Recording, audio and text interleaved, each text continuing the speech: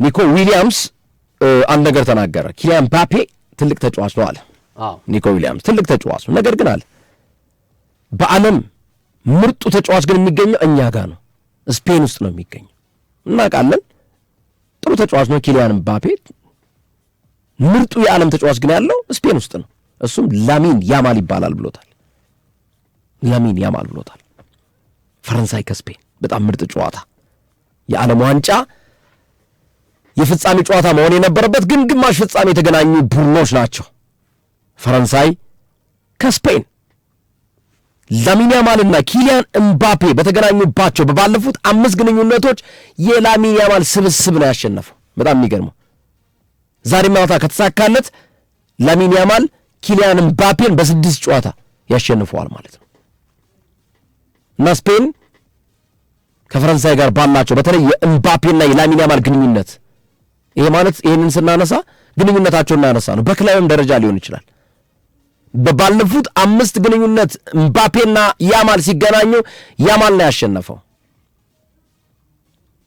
ፈረንሳይ ከስፔን ነገስ አርጀንቲና ከእንግሊዝ ዴክላን ራይስ እንግሊዞች ተመልሶላቸዋል። ትልቅ ዜና ነው ለእንግሊዞች።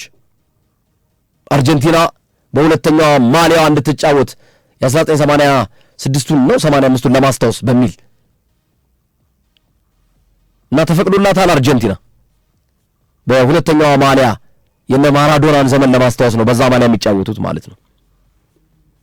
የፎክላንድ ደሴት የጦርነት ትንቅንቅ በእግር ኳሱ የሚታይበትም ጨዋታ ነው የነገው ጨዋታ ደግሞ።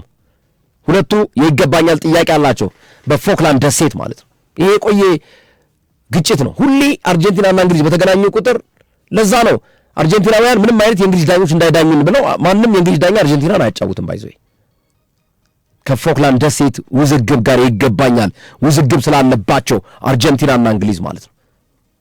ዞሮ ዞሮ ነገ በስፋት የምንመለከተው ሲሆን ዛሬ ግን የምንዳስሰው ፈረንሳይ ከስፔንን ይሆናል። እኔ ዓለም ዋንጫው ሳይጀመር ገና ግምቴን ያስቀመጥኩት ዓለም ዋንጫው ሳይጀመር ልብ በሉ፣ ይኸው ሶፊ ምስክር ነው፣ ሌሎች ያዳመጣችሁም አላችሁ። በዘንድሮ የዓለም ዋንጫ ነው ያልኩት ገና መነሻ ላይ ፈረንሳይና እንግሊዝ ለዋንጫ ይቀርባሉ።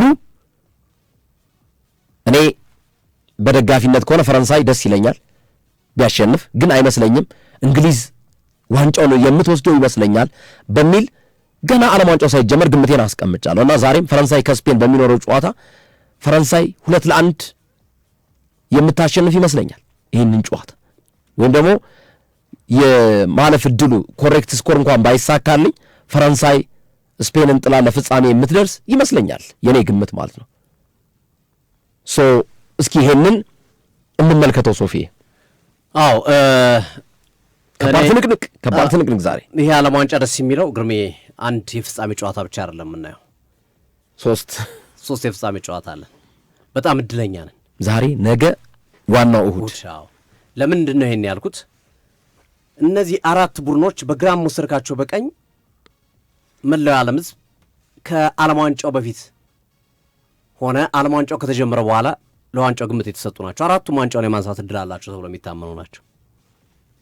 በፊፋ የደረጃ ሰንጠረዥ ከ1 እስከ 4 የሚገኙ ቡድኖች ናቸው። አንደኛ ከ3ኛ፣ ሁለተኛ ከ4ኛ ነው የሚገናኙት በፊፋ የደረጃ ሰንጠረዥ ላይ ማለት ነው። አንደኛ አርጀንቲና፣ ሁለተኛ ስፔን፣ 3ኛ እንግሊዝ፣ 4ኛ ፈረንሳይ ናቸው። ቦታቸውን ካልቀያየርኩት ከቅርታ ጋር ዞሮ ከ1 እስከ 4 አራቱ አሉ።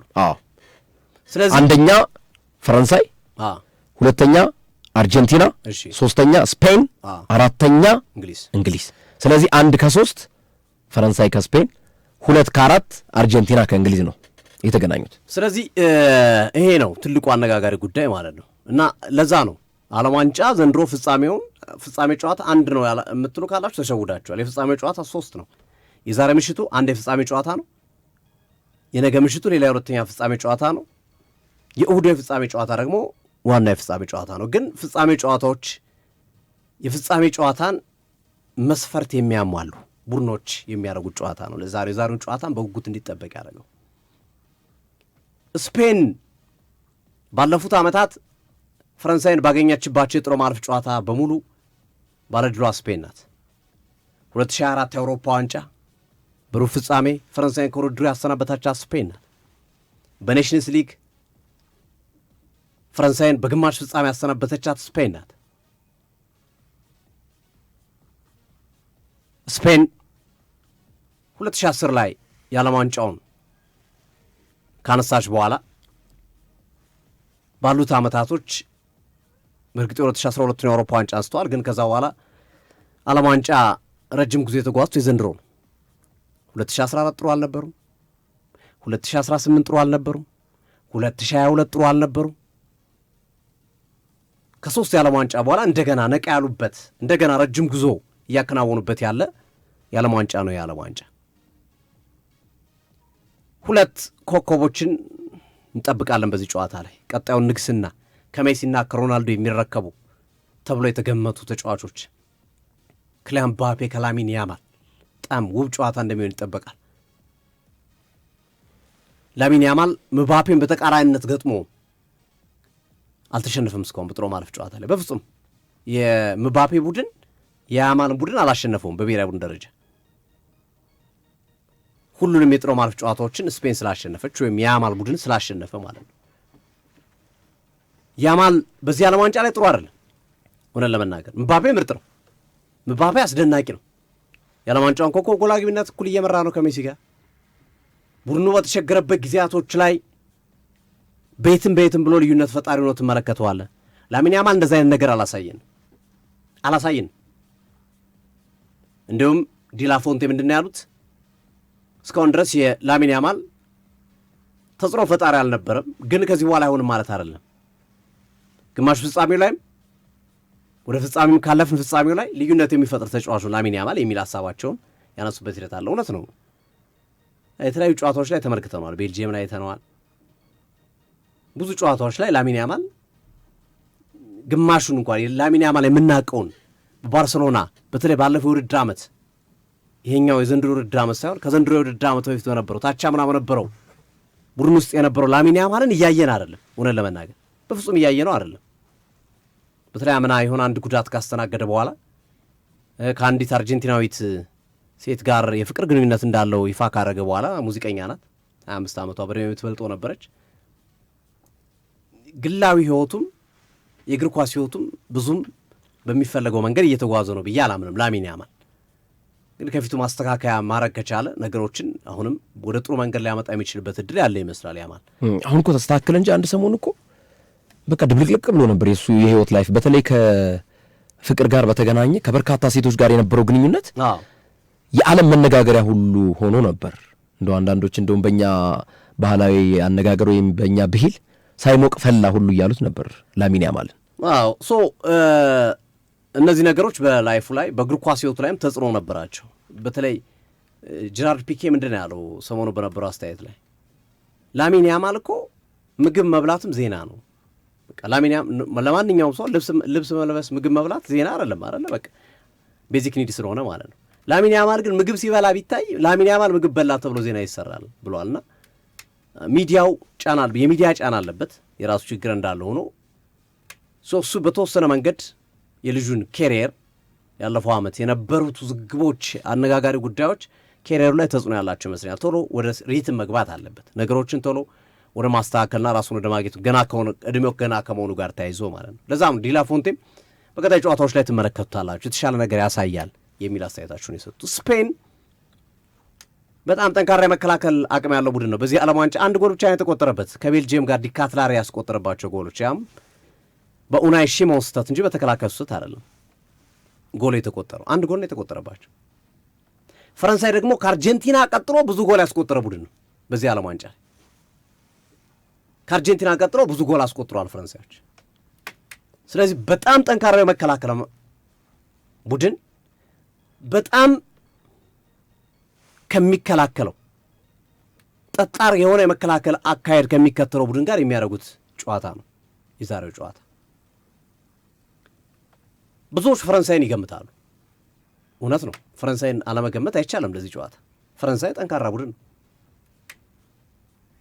ሁሌም እናነሳዋለን። በቃ የፈረንሳይ ታክቲክ እኮ ሌላ ብዙ ለተጫዋቾቻቸው የሚሰጡት እኮ አሰልጣኝ ዲዲየር ዴሾ ብዙ የሚሰጡት ትእዛዝ የለም። በቃ አንድ ትእዛዝ ነው የሚሰጧቸው። ተከላካዩ ኳስ ካገኘ ለአጥቂው አድርስ ነው፣ አማካኙም ኳስ ካገኘ ለአጥቂው አድርስ ነው። ከዛ እነሱ ይጨነቁበት ነው። ኦሊሴ፣ ምባፔ፣ ዴምብሌና ዴዝሪ ዱዌ ወይም ባርኮላ ታክቲካቸው ይሄ ነው በቃ። በዚህ ሂደት ውስጥ ባለፈው ፈረንሳይ ከሞሮኮ በነበራቸው ጨዋታ ላይ ፈርስት ሃፍ ላይ የተቸገሩበት ዋነኛው መንገድ ሚዱ ላይ ስለተበለጡ ነው። ከኮኔና ከአድሪያን ራቢዮ የሚወጡ ኳሶች ቶሎ ቶሎ አለመምጣት ፈርስት ሃፍ ላይ ተከላክለዋቸዋል። ሰከንድ ሃፍ ላይ ደግሞ ያንን ቦታ የነፈጉባቸውን ቦታ ትቶ ኢዘዲን ናሂ ለማጥቃቱ ወደፊት ሲሄድ ካውንተር እያገኟቸው አሸነፏቸው። ስለዚህ የስፔን የአማካይ መስመር ከሞሮኮ የአማካይ መስመር አንጻር ስናየው በጣም ጠንካራ ነው። በጣም ታክቲካል ዲሲፕሊንድ ናቸው። ጥራታቸው በጣም ከፍ ያለ ተጫዋቾች ናቸው። ስፔን ተከላካዩ ምርጥ ነው፣ አማካኙ ምርጥ ነው። ፊት መስመሩ ጋር ስንሄድ ግን በተወሰነ መንገድ የፈረንሳይ የተሻለ ነው። ምክንያቱም ላሚን ያማልን እንደው እንደምን አጠጋግተን በክሊያን ምባፔ ብናጣፋው አሌክስ ባዬናና ዴምብሌ ማወዳደር አስቸጋሪ ነው የሚሆነው አይደለ? ኦያር ዛባልና ዴዝሪ ዱዌን ወይም ባርኮላን ማወዳደር ከባድ ነው። ማይክሮ ኦሊሴን ከየትኛው ተጫዋች ጋር ነው የምትወዳደረው? በቃ ይሄ ስፔሻል ነው። ወደ ላይ ያለው አንገት በላይ ያለው የፈረንሳይ ቡድን በተቃራኒው ጨዋታውን ግን ኮንትሮል ለማድረግ ዋናው መሰረቱ አማካይ መስመሩ ላይ ስለሆነ ስፔኖች ያንን ከተጠቀሙ በደንብ የነ ፔድሪ፣ ሮድሪ እና ዳኒ ኦልሞ ጥምረት በሚፈለገው ልክ ማገልገል ከቻለ ሊቋቋማቸው ይችላሉ። ኳስ እንዳያገኙ እንዲራቡ ሊያደርጓቸው ይችላሉ። ስፔኖች ፈረንሳዮች እንዲራቡ ሊያደርጓቸው እነ ክሊያን ምባፔ፣ እነ ዴምብሌ፣ እነ ኦሊሴን በዛ መንገድ ኳስ ማሳጣት ይችላሉ። ግን ከዛ ከማኑ ኩኔ ወይ ከቹዋሚኒና ከአድሪያን ራቢዮ ኳስ ከወጣ በኋላ ግን ሰዶ ማሳደድ ነው የሚሆነው፣ ከባድ ነው የሚሆነው እና ይችናት የሁለቱ ቡድን ልዩነት እዚህ ጋር ነው። እንግዲህ ዛሬ ጨዋታውን ያሸንፋል አያሸንፍ የምንለው በእነዚህ ነጥቦች ነው። አማካኙ በደንብ መያዝ ከቻሉ ስፔኖች ጨዋታውን ይዞ ሊወጡ ይችላሉ። ያንን ማድረግ ካልቻሉ ግን ፈረንሳይ የተሻለ ዕድል አላት። ኦብቪየስሊ ግርምዬ አድማጮቻችን ከምሽቱ 3 ሰዓት ጀምሮ ጠብቁን። 4 ሰዓት ላይ ፈረንሳይ ከስፔን